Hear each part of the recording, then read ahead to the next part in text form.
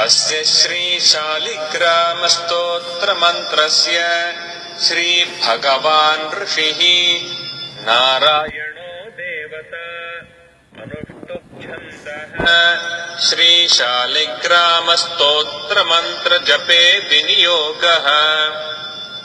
युधिष्ठिर उवाच श्रीदेवदेव देवेश देवतार्चनमुत्तमम् तत्सर्वं श्रोतुमिच्छामि ब्रूहि मे पुरुषोत्तम।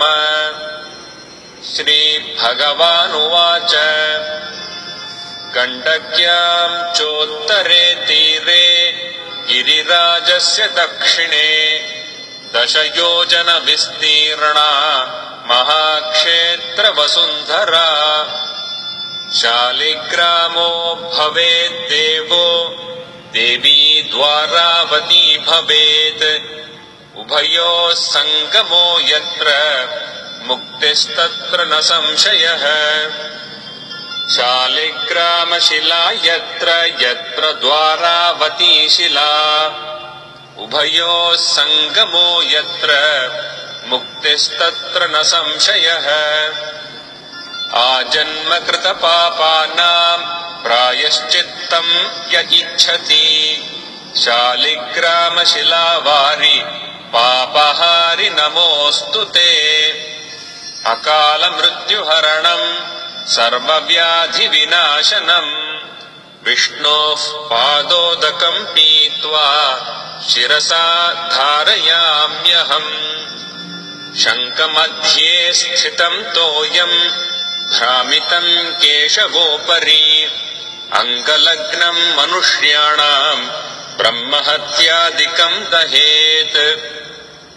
स्नानोदकं पिबेन्नित्यं चक्राङ्कितशिलोद्भवम् प्रक्षाल्य इति तत्तोयं ब्रह्महत्यां व्यपोहति। अग्निष्टोमसहस्राणि वाजपेयशतानि च सम्यक् फलमवाप्नोति विष्णोर्नैवेद्यभक्षणात्। नैवेद्ययुक्तां तुलसीं च मिश्रितां विशेषतः पादजलेन विष्णोः योष्णाति नित्यं पुरतो मुरारेः प्राप्नोति यज्ञायुतकोटिपुण्यम्। खण्डिता स्फुटिता भिन्ना अग्निदग्धास्तथैव च शालिग्रामशिला यत्र तत्र दोषो न विद्यते। न मन्त्रः पूजनं नैव न तीर्थं न च भावना न स्तुतिर्नोपचारश्च शालिग्रामशिलार्चने। ब्रह्महत्यादिकं पापं मनोवाक्काय सम्भवम् शीघ्रं नश्यति तत्सर्वं शालिग्रामशिलार्चनात्। नानावर्णमयं चैव नानाभोगेन वेष्टितम् तथा वरप्रसादेन लक्ष्मीकान्तं वदाम्यहम्। नारायणोद्भवो देवश्चक्रमध्ये च कर्मणा तथा वरप्रसादेन लक्ष्मीकान्तं वदाम्यहम्।